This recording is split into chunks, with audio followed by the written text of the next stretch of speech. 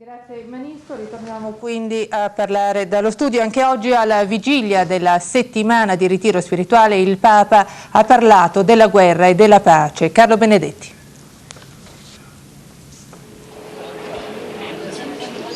Parole altre di Karol Wojtyła conquistano oggi le cronache. Trastevere, giornata piovosa con poca gente in giro, chiesa di Santa Dorotea, Giovanni Paolo II arriva e dice: noi siamo per la pace giusta, noi non siamo pacifisti, non vogliamo la pace ad ogni costo, ma vogliamo la pace con giustizia.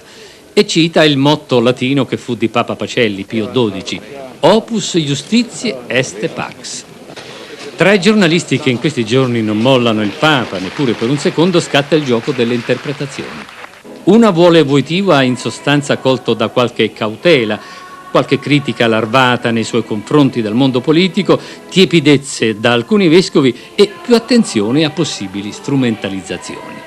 All'opposto c'è chi afferma: nulla di nuovo, sempre il Papa, quando parla di pace, lo fa richiamando appunto l'altro corno del quesito, giustizia.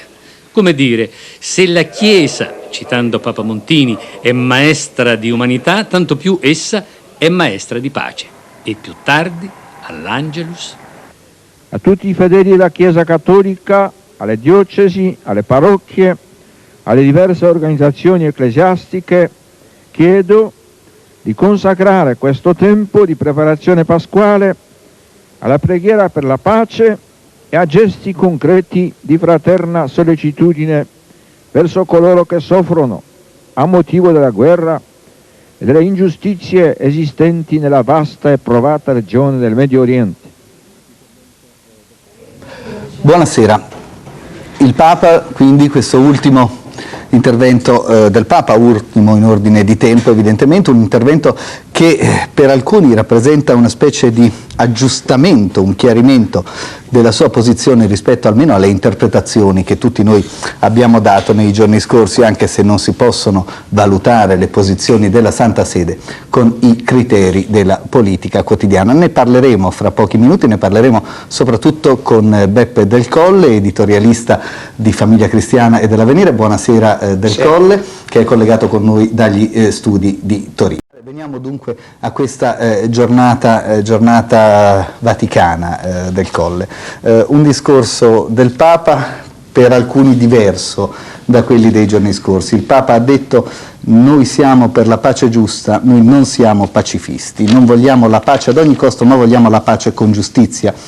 Ha poi citato una frase, Opus Justitiae est Pax, che fu già di Pio XII, e quindi per alcuni appunto una sorta di chiarimento di una posizione che vuole legare strettamente la pace alla giustizia. Però la Santa Sede, se possiamo interpretare come voce della Santa Sede l'Osservatore Romano, ma credo che possiamo permettercelo, insiste anche su un momento mobilitante per le coscienze. L'Osservatore Romano di ieri sottolineava negli Acta Diurna un sussulto della coscienza mondiale, diceva: un sussulto di coscienza trova espressione nello scandalo sdegnato che questa guerra, il cui inizio ha segnato una grave sconfitta dell'ordine internazionale, suscita ogni giorno di più nelle creature innocenti. E se non mi sbaglio, anche questa è la frase di un Papa del passato recente, di Paolo VI, usata in occasione dei bombardamenti sul Vietnam. Ecco, Del Colle, aiutaci ad interpretare questo momento della posizione vaticana. Sì, intanto questo motto Opus Justitiae Pax risale addirittura a Isaia, cioè certo. È già nell'Antico Testamento, quindi è una richiesta, un desiderio, un'affermazione molto netta che la Chiesa ricava dalla sua propria storia, dalla sua propria tradizione biblica. Giovanni Paolo II, può essere interessante fare un riferimento al messaggio che egli fece per la giornata mondiale della pace dell'84, quindi ben lontani dalla guerra, in una situazione internazionale completamente diversa. Si parlava però anche allora di pace e di guerra, se ricordiamo bene, erano i tempi in cui si discuteva molto in Europa e nell'Occidente sul riarmo missilistico. In quel messaggio in cui egli citava appunto questa frase di Isaia, egli scrisse alcune parole che io vorrei leggere, sono molto poche, molto brevi, per far capire quale riferimento possiamo trovare tra le parole che ha detto oggi e le parole che scrisse allora.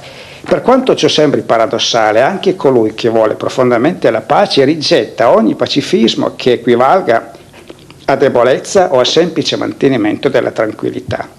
In effetti, quelli che sono tentati di imporre il loro dominio incontreranno sempre la resistenza di uomini e donne intelligenti e coraggiosi, pronti a difendere la libertà per promuovere la giustizia.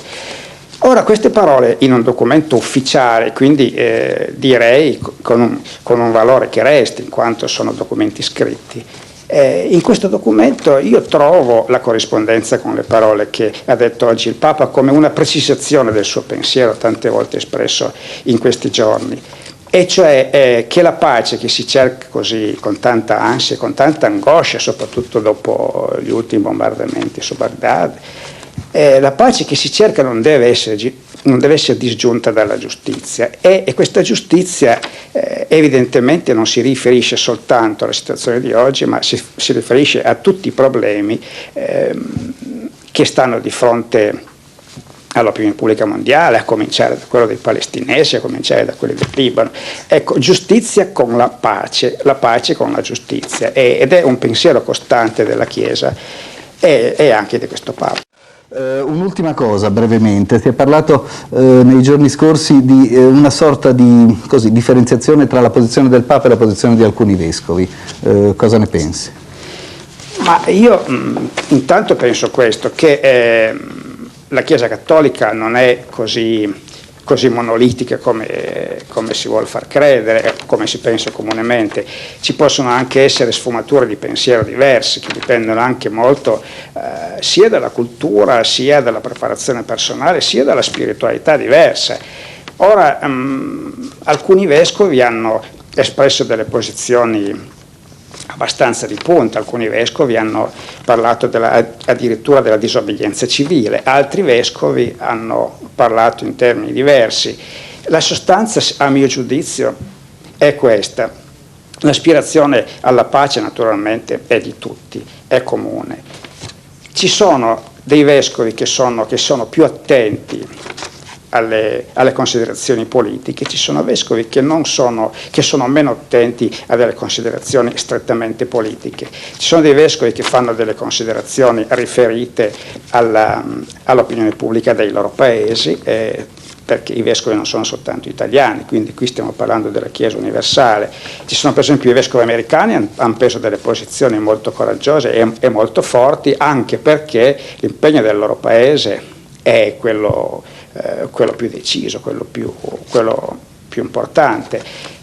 Altri episcopati, altri vescovi, alcuni vescovi francesi per esempio si sono espressi in modo diverso, hanno posto l'accento sul fatto che bisognasse mettere fine alla violazione del diritto internazionale compiuto dall'Iraq. Ecco, queste differenziazioni sono il sintomo anche che nella Chiesa esiste un'opinione pubblica, e questa opinione pubblica è espressa autorevolmente dai vescovi, e questo non deve scandalizzare, perché tutte queste voci concorrono comunque alla creazione di un pensiero comune, che è quello rivolto alla pace, che è quello poi che anima tutti i discorsi del Papa, che è anche l'uomo, anche il vescovo che si espone più di tutti, che parla più di tutti anche in queste circostanze.